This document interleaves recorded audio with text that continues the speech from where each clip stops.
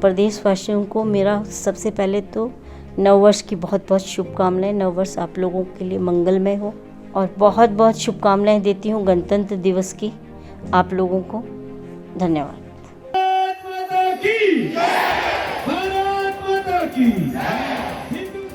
योग गुरु स्वामी रामदेव ने आज गणतंत्र दिवस के अवसर पर बंगाल की मुख्यमंत्री ममता बनर्जी को सत्ता में वापस लौटने के लिए कई नुस्खे दिए।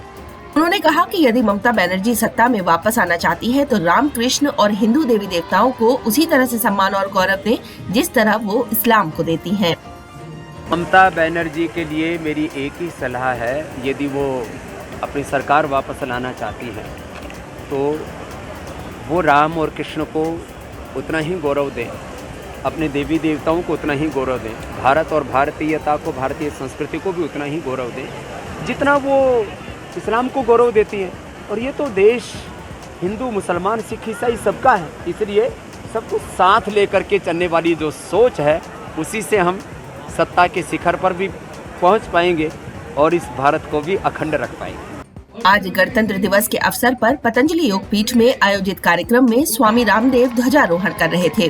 ध्वजारोहण के बाद पत्रकारों से बात करते हुए उन्होंने कहा कि आज देश का अन्नदाता किसान गतिरोध के रास्ते पर है और किसान किसी गतिरोध में फंस जाए ये देश के लिए ठीक नहीं है।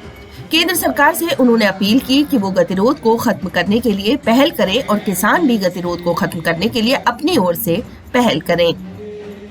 किसानों और सरकार के बीच में जो गतिरोध बना हुआ है, आज उसके लिए भी हम प्रभु से भी प्रार्थना करते हैं और देश के सत्ताधीशों से भी आह्वान करते हैं कि ये गतिरोध जल्दी से जल्दी खत्म करें। किसान भी पहल करें, सरकार भी पहल करे, क्योंकि देश का अन्नदाता वो किसी भी तरह से इस प्रकार से एक गतिरोध में फंस जाए वो ठीक नहीं है।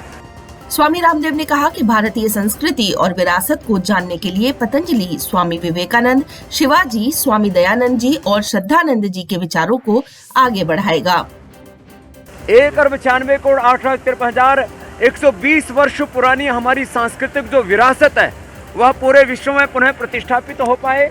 योग और आयुर्वेद को, प्राकृतिक चिकित्सा को एविडेंस बेस्ड मेडिसिन का दर्जा मिल पाए। हम अपने आंखों के सामने अपने हाथों से वो भारत बनता हुआ देखेंगे जो सपना देखा था चंद्रशेखर, राजगुरु, सुखदेव, भगत सिंह, महाराणा प्रताप, छत्रपति शिवाजी महाराज ने, जो संकल्प था स्वामी विवेकानंद और महर्षि दयानंद का, इन सारे संकल्पों को हम पूर्ण करने के लिए आज इस गणतंत्र दिवस पर प्रतिज्ञा लेते हैं।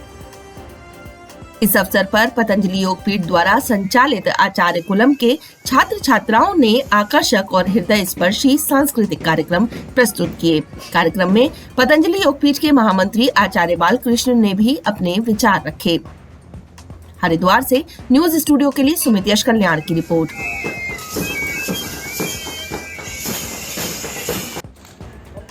पहाड़ों की रानी मसूरी में भी 72वां गणतंत्र दिवस बड़ी धूमधाम से मनाया गया।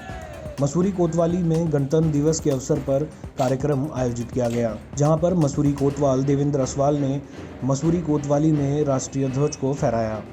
मौके पर उन्होंने पुलिस कर्मियों को राष्ट्रीय हित व संविधान के तहत कार्य करने का संदेश दिया। उन्होंने कहा कि कानून का पालन कराना पुलिस का धर्म है और ऐसे में लोगों के साथ अच्छा व्यवहार कर मित्र पुलिस की मिसाल बने। उन्होंने कहा कि पुलिस लोगों की सहायता के लिए होती है, ऐसे में पुलिस को लोगों की ज़्यादा से ज़्यादा मदद करनी चाहिए, परंतु अगर कोई कानून का उल्लंघन करता है तो उसके खिलाफ कड़ी कार्रवाई भी करनी चाहिए। ये आज हमारा जो 72वां गणतंत्र दिवस जो मनाया जा रहा है, इसमें जो है नियमानुसार जो भी हमसे ऊपर से गाइडलाइन प्राप्त हुई, आज हमने जो है गणतंत्र दिवस को मनाया है। इसमें झंडारोहण हमारे थाने में हुआ है और सभी पुलिस कर्मचारियों मेरे द्वारा जो है अपना व्यवहार कानून सम्मत रखने और पब्लिक के साथ जो है सही ढंग से व्यवहार करने के लिए जो इनको प्रोत्साहित किया है। साथ ही जो है कोविड का दौर चल रहा है तो मास्क और सोशल डिस्टेंसिंग के लिए भी इनको जो है पब्लिक को प्रोत्साहित करने के लिए मेरे द्वारा जो कहा गया है। Bureau report, news studio, Mussoorie.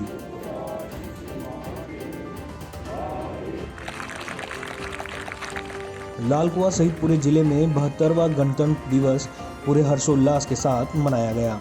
इस अवसर पर लाल कुआं में 34वीं वाहिनी Bharat Tibet border police camp में कमांडेंट मुकेश यादव ने झंडारोहण कर आईटीबीपी के जवानों की सलामी ली। इस दौरान परेड ग्राउंड में हिमवीर जवानों ने परेड कर अपने जज्बे को दर्शाया। इस मौके पर कई सांस्कृतिक कार्यक्रमों का भी आयोजन किया गया। इस दौरान कमांडेंट पंत ने जवानों को संबोधित करते हुए 72वें गणतंत्र दिवस की बधाई दी और उत्कृष्ट कार्य करने वाले जवानों को प्रशस्ति पत्र देकर सम्मानित भी किया। कमांडेंट ने आईटीबीपी के जवानों की साहस की सराहना करते हुए कहा कि आईटीबीपी के जवान हर मौके पर देश की सेवा के लिए तत्पर रहते हैं। हिमवीर जवान सीमा से सुरक्षा के साथ साथ देश की आंतरिक सुरक्षा में भी अपना बड़ा योगदान दे रहे हैं। अपनी स्वाधीनता का 75वां गणतंत्र दिवस मना रहा है। इस पर्व पर मैं भारतवासियों को बहुत बहुत हार्दिक शुभकामनाएं देता हूँ। इस दिवस पर हमें पुनः संकल्प लेना है कि हम अपने देश को आगे बढ़ाने के लिए अपनी जिम्मेवारियों का पूरी तरह से निर्वहन करेंगे। ब्यूरो रिपोर्ट, न्यूज़ स्टूडियो, लाल कुआं।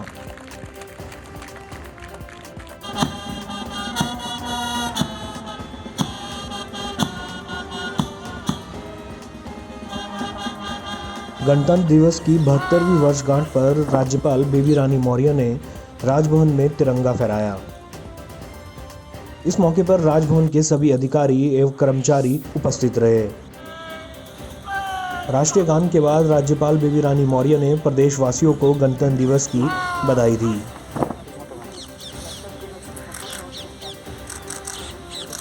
राजभवन के कार्यक्रम के बाद राज्यपाल ने परेड ग्राउंड में 72वें गणतंत्र दिवस कार्यक्रम में मुख्य अतिथि के रूप में शिरकत की और ध्वजारोहण के बाद परेड की सलामी ली। आज 72वें गणतंत्र दिवस पे अपने सभी उत्तराखंड के भाई बहनों को एवं देश के सभी अपने नागरिकों को बहुत बहुत शुभकामनाएं देती हूँ, बधाई देती हूँ। आज के दिन हमारा संविधान लागू हुआ था। आज ही हम सभी को अपने संवैधानिक कर्तव्यों का पालन करने की शपथ भी हमने ली थी।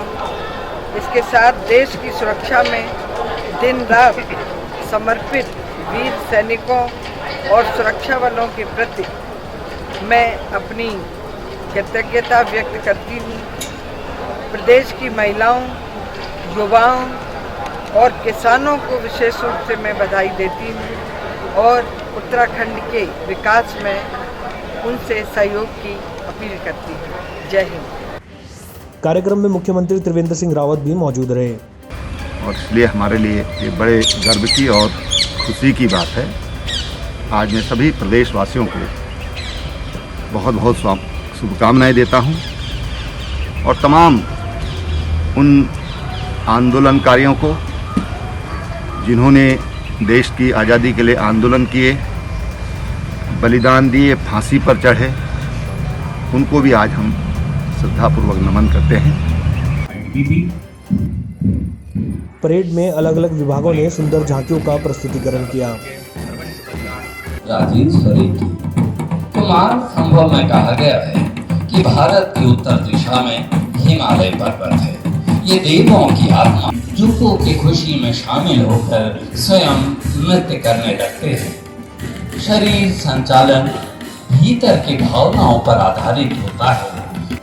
श्री सुरेश चंद्र रवि इसमें एक बड़ा वाहन और एक मिस्ट टेक्नोलॉजी पर आधारित छोटा वाहन शामिल है।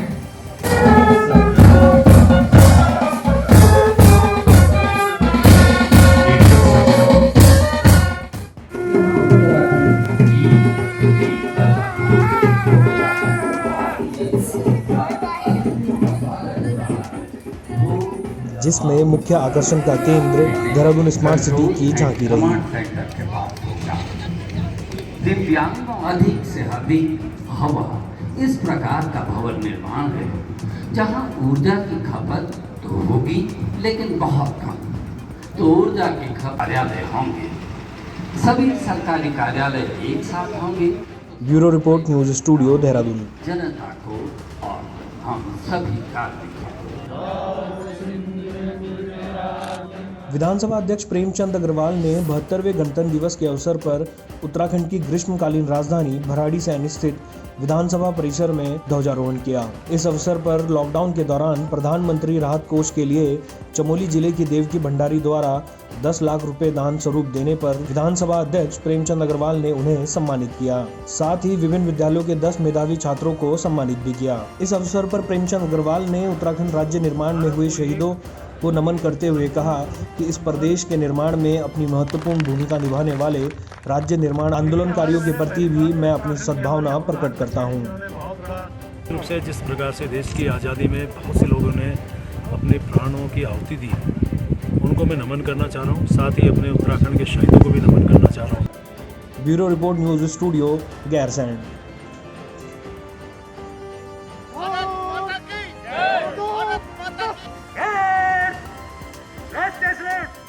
72वें गणतंत्र दिवस के मौके पर देहरादून स्थित पुलिस मुख्यालय में डीजीपी अशोक कुमार ने ध्वजारोहण किया। वहीं इस मौके पर एडीजी अभिनव कुमार, एडीजी पीवीके प्रसाद समेत मुख्यालय के वरिष्ठ अधिकारी व कर्मचारी मौजूद रहे। ध्वजारोहण करने के बाद डीजीपी ने सभी कर्मचारियों को गणतंत्र दिवस की शुभकामनाएं दी। देहरादून पुलिस मुख्यालय में डीजीपी अशोक कुमार ने ध्वजारोहण करते हुए फोर्स को संबोधित किया। इस मौके पर डीजीपी ने मेडल विजेताओं को मेडल देकर सम्मानित भी किया। डीजीपी ने इस मौके पर कहा, राज्य का पुलिस बल अच्छा काम कर रहा है, इसमें और सुधार किया जाना चाहिए। डीजीपी ने अलग अलग मेडल विजेताओं को भी हार्दिक शुभकामनाएं दी। सबसे पहले मैं देशवासियों को, उत्तराखंड वासियों को गणतंत्र दिवस की शुभकामनाएं देता हूं। और हमने आज अपने समस्त पुलिसकर्मियों को भारतीय संविधान की शपथ दिलाई है, उसकी रक्षा की शपथ दिलाई है और उनको यही कहा है कि पुलिसकर्मियों की एक भूमिका है, हमारा कर्तव्य है संविधान की रक्षा और लोगों के संविधान द्वारा प्रदत्त अधिकारों की रक्षा। यही मैंने संदेश अपने लोगों को दिया है और उसमें हमें गौरवान्वित महसूस करना चाहिए और उसमें किसी भी तरह की कमी नहीं आने दी जानी चाहिए। कोई पुलिसकर्मी कोई चूक करेगा तो उस पर कार्रवाई होगी। विचार, अभिव्यक्ति, विश्वास। वहीं पुलिस लाइन में भी एसएसपी योगेंद्र रावत ने ध्वजारोहण किया। इस मौके पर समस्त कर्मचारी और अधिकारीगण उपस्थित रहे। ध्वजारोहण करने के पश्चात एसएसपी योगेंद्र यादव ने सभी कर्मचारियों को गणतंत्र दिवस की शुभकामनाएं दी। मैं ये संदेश देना चाहूँगा कि आज जो हमारा गणतंत्र 71 वर्ष पूरे कर चुका है, ये गणतंत्र 2 शब्दों से मिलकर बना है, गण और तंत्र। गण यानी सामान्य नागरिक और तंत्र यानी उनका सिस्टम। तो हमें इस भावना को समझते हुए एज ए पुलिसमैन उस एक कॉमन मैन की समस्याएं, उसकी आकांक्षाएं, उसकी उम्मीदें और जो उसकी एक प्रगति के पथ पे बढ़ने की जो इच्छा है, उसकी पूर्ति के लिए हम लोग उसको फैसिलिटेट कर सकें, उसके सहायक बन सकें, यही संदेश मैं देना चाहूँगा। Bureau report, news studio, Dehradun. धर्म और उपासना की हल्द्वानी के गोलापार इलाके में दिन दहाड़े बाघ ने 2 महिलाओं पर हमला कर दिया। दानी बंगर इलाके में कालीनगर क्षेत्र के पास घास काटने गई महिलाओं पर बाघ के इस हमले के बाद पूरे इलाके में दहशत का माहौल है। दोनों घायल महिलाओं को गंभीर अवस्था में सुशीला तिवारी अस्पताल में भर्ती कराया गया। वहीं मौके पर वन विभाग की टीम भी अस्पताल पहुंची। आज ये महिलाएं जंगल गई हुई थी, अचानक बाघ ने इन पर अटैक कर दिया तो उनके सुशीला तिवारी इलाज के लिए। तो हमारा स्टाफ रोज़ गश्त में रहता है। ये सुबह की आज की घटना है, रात्रि में भी गश्त में रहता है। नियमित रूप से गश्त होती है स्टाफ की और रोज़ बारी बारी से लगाया जाता है स्टाफ। वन विभाग इसमें जो भी शासनादेशों के अनुरूप घायल होने पर जो मुआवजा दिया होगा वो देने की कार्रवाई करेगा और उनको दिलाया जाएगा। इस घटना के बाद पूरे इलाके में दहशत का माहौल है। जानकारी के मुताबिक दानी बांगर क्षेत्र में महिलाएं घास काटने गई थी। इस दौरान वहां बाघ ने 2 महिलाओं पर हमला कर दिया। बाघ के अचानक हमले के बाद वहां अन्य घास काट रही महिलाओं में चीख पुकार मच गई। महिलाओं के हो हल्ले के बाद बाघ दोनों महिलाओं को गंभीर रूप से घायल कर भाग गया, जिसके बाद आनन फानन में ग्रामीणों ने दोनों महिलाओं को अस्पताल में भर्ती करवाया। आपको बता दें कि पिछले दिनों भी इस इलाके में बाघ की मूवमेंट देखी गई थी। आज सुबह हमारी ग्राम पंचायत की महिलाएं जो है घर से जो है लकड़ी काटने के लिए जो है जंगल की तरफ जा रही थी। तो रास्ते में ही जो है टाइगर ने जो है उन पर अटैक कर दिया। ये जो है 4 महिलाएं थी, 2 महिलाएं घायल हुई। ये जो है कालीपुर की घटना है, कालीपुर गोलापार की। टाइगर ने जो है खष्टी देवी को जो है बहुत लहूलुहान कर दिया है और मुन्नी देवी भी बहुत घायल है। Bureau report, news studio, Haldwani.